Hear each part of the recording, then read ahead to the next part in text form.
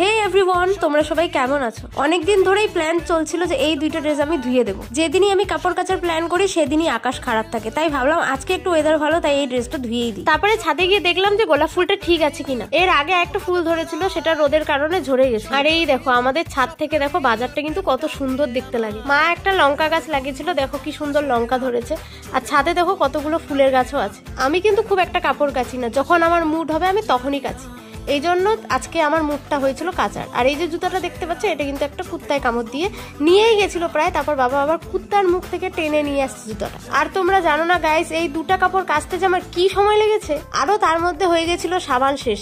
এত যে মাথাটা গরম ছিল কি আর বলবো। তাই কি আর করবো, যেহেতু জামাটা কাচতে নিয়েই আসছি তাই আমাকেই কাচতে হবে, কারণ এই অর্ধেক জামাটা আরো কেউ কাইচে দিবে না। ভিডিওটাতে যতটা স্পিড দেখে মনে হচ্ছে, আমি কিন্তু একদমই স্পিড না। আমি এত আস্তে আস্তে কাজ করি যে বলার বাইরে। আমি এতটাই লেজি যে মা আমাকে কোনো কাজের কথা বলেই না, কারণ জানে যে ও বললেও আমি সেটা করবো না। তারপর তো কাপড় কাচা শেষ হয়ে স্নান করে চলে এলাম।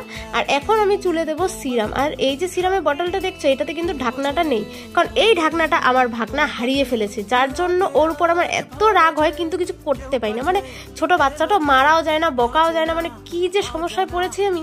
একমাত্র মাসিরাই রিলেটেড করতে পারবে এই সমস্যাগুলা, কারণ যাদের ভাগনা আর ভাগ্নি আছে তারা এত দুষ্টুমি করে যে না আমরা কিছু বলতে পারি না সহ্য করতে পারি। আমাকে অনেকেই জিজ্ঞেস করেছিল যে আমার গলায় এগুলো কি হয়েছে। অ্যাকচুয়ালি এগুলো ছুলে, এগুলো আমার গরমের সময় হয়, আবার ঠান্ডার সময় চলে যায়। এগুলোর জন্য আমি এক্সট্রা কোনো ওষুধ টষুধ খাই না। তোমাদের কারোর যদি চেনা জানা কোনো ওষুধ থাকে যে এগুলো খেলে বা ইউজ করলে এগুলো চলে যাবে, তো প্লিজ আমাকে সাজেস্ট করো, কারণ এগুলোর জন্য আমি ওষুধও পাচ্ছি। ওকে বাই, দেখা হচ্ছে নেক্সট কোনো মিনি ব্লগে।